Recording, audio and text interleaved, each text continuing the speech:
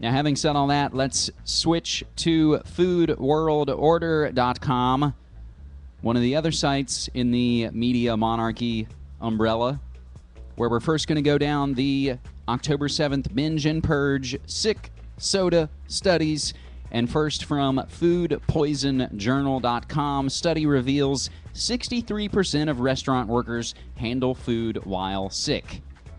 So the pop quiz question, what's the easiest way to ensure a food service establishment ends up embroiled in a foodborne illness outbreak? The answer is fail to implement a sick leave policy and allow food handlers to work while sick. Not a very surprising answer, right? Despite the well-documented association between foodborne illness outbreaks and ill food handlers, it seems that many restaurant managers are willing to take the risk anyway. A study released by the Restaurant Opportunities Center United Group, ROC, entitled Serving While Sick, found that 4,323 workers, or 63% of those surveyed, admitted to cooking or serving food while sick at some point during the past year. Included in this are stories backing it up from the News Herald. And we've seen so much more as we see the food safety battle heating up with Senate Bill 510 looming in the background, the Food Safety Modernization Act. And we see a lot of stories about how dirty restaurants are and how bad they are, and we need more controls on them. The flip side of that is a lot of kitchens in restaurants are probably cleaner than your home. If you've ever worked in a restaurant and had the closing shift, you know that you pretty much scrub and bleach and wash everything down every night, and you can't go home until you do. Moving along, but right here in my backyard in the Pacific Northwest, we take it from the Hillsboro Argus, connected to the Oregonian, connected to OregonLive.com. The politics of food in the Northwest. Slow roasting. Lively debates about land use issues. Taking turns being on the hot seat. An unscheduled political debate for state governor? No. Just the fifth gathering of the North Coast Slow Food Convivium, which ventured inland to Gales Meadow Farm this past Sunday afternoon. Event attracted over 24 people, including small farmers from Nehalem and Astoria to Portland chef Paul Loesch of the Pearl District's Vino Paradiso. Gales Meadow Farm, owned by Renee and Ann Berblinger since '99, includes 9 flat acres, producing more than 300 varieties of vegetables and herbs. The philosophy of the Berblingers is that of the slow food movement, to promote food that is good, clean, and fair. And if it's local, that's even better. The politics of food in the Pacific Northwest is something we're going to touch on more, as we do have, and I can now confirm for you here, that we're going to be having a conversation with Barbara Peterson of farmwars.info coming up next week.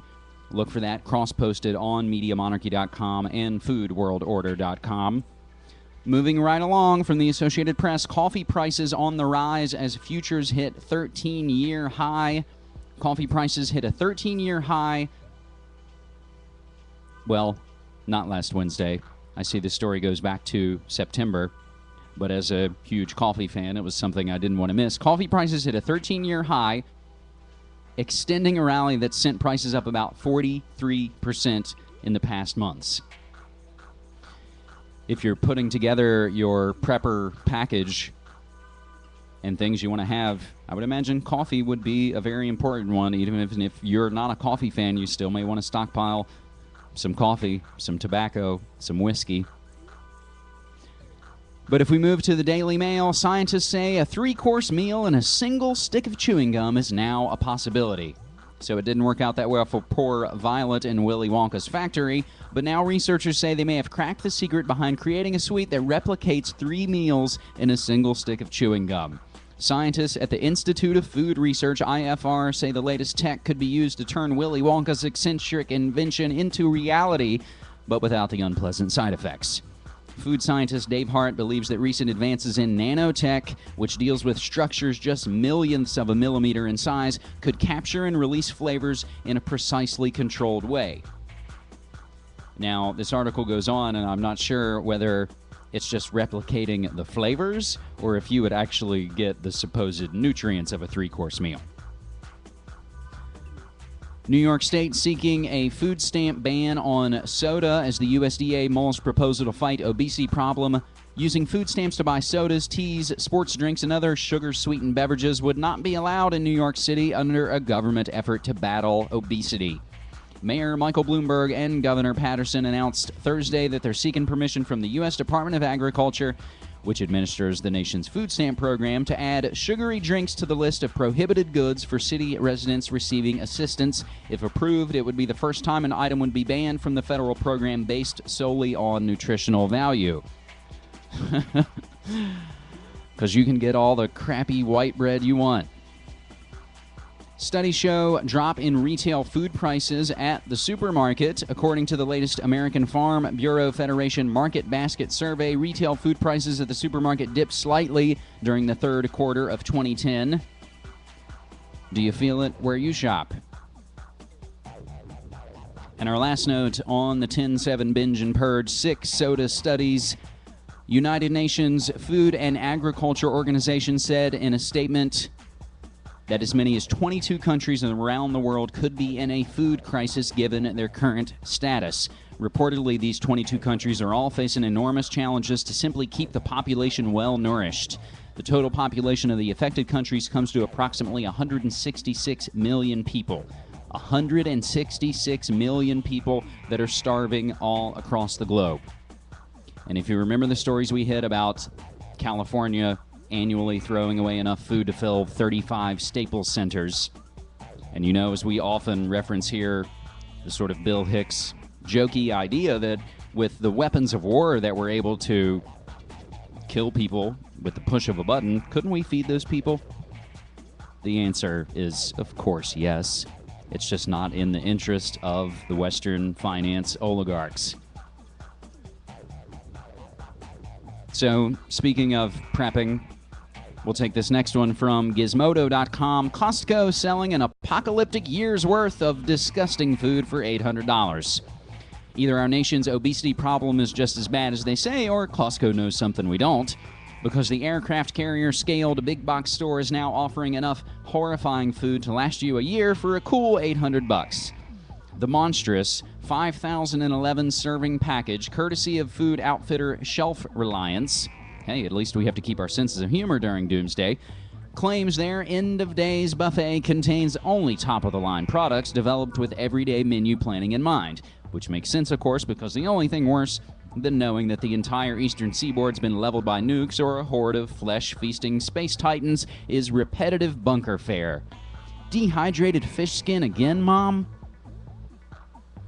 We can get more from boingboing.net, and you can go straight to the source on costco.com, or you could get good storable food, non-GMO, organic food from efoodsdirect.com.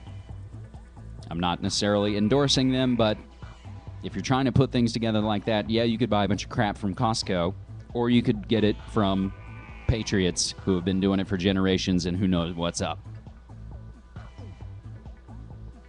Finally, my friends, on this B-side episode 188 from MediaMonarchy.com for October 8th, 2010, we're closing out on FoodWorldOrder.com with yet another story, and I have yet to add in the flashback links to where we can talk about some of the other Monsanto creatures that, of course, the Obama side sees no problem with appointing to food positions. We've got Michael Taylor. We've got, what's the guy, Izzy? I forget his name. That's his nickname. I'll have to add in the flashback links. Coming from grist.org, Obama taps food industry exec for top ag research post.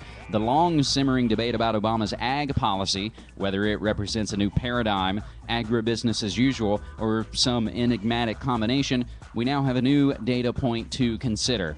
Earlier this month, Congress approved Obama's nomination of Catherine Wotecki, Woteki, Catherine Wotecki, the USDA's Undersecretary for Research, Education, and Economics. The appointment drew little attention in the press, including the sustainable food blogosphere. That's surprising because Wotecki comes to her new position after a 5-year stint as Global Director for Scientific Affairs for Mars Incorporated, the multinational junk food giant. In her new role, Woteki will direct the U.S. government's entire agricultural research budget. That means she's going to supervise a guy named Roger Beachy, head of the National Institute of Food and Agriculture, who oversees the USDA's billion-a-year competitive grants program. Beachy is a genetic scientist with strong ties to genetically modified seed giant bastard Monsanto, and he's openly hostile to organic agriculture. At a time when U.S. farms desperately need to move towards more sustainable methods, federally supported agriculture research has fallen into the hands of a Monsanto man answering to a junk food executive. We have links for you to read about Roger Beachy and to read about the National Institute of Food and Agriculture and more on Catherine Woteki, and contained within this post flashbacks to grist.org covering Obama-Messiah and his connections to the eugenics arm of this New World Order system, hiding away the real, giving us the fake, as they do on any number of levels, whether it's food or media or money. More change you can't believe in, my friends. And again, where's the outrage? We're trying to bring it here on foodworldorder.com. And again, more information can help you make better informed decisions about what you put down your gullet. And as I've always said, I'm no saint in these matters, but I'm learning all the time between, thankfully, my way smarter about food and health girlfriend and, fortunately, my job. And again, being in a place like the Pacific Northwest, it could perhaps be a hell of a lot worse. And again, we'll remind you, we're going to have a conversation with Barbara Peterson of farmwars.info coming up next week on MediaMonarchy.com and FoodWorldOrder.com. So there you have it, my friends. The latest blast of alternative news from Food World Order, Cyberspace War, Corber Report, Ground Zero, all that and so much more. I appreciate you checking out these smaller, shorter, no-frills B-side episodes. And again, that's how we're going to learn and grow and share and get through what is obviously a paradigm shift. Which way it's shifting is going to be up to us. It's going to be up to us to incite a revelation, because it's a war on consciousness. This has been the B-side episode of 188 from MediaMonarchy.com. My name's James Evan Pilato. I'm your host and webmaster of the site and show, reminding you, as always, get active or get radioactive. Take care. How would you explain it? Combining music and stylized images. It's all remote control. Each one of those images was electronically based. Say on my track. And that concludes our program for tonight. This could really catch on. I can't remember when I've been so moved.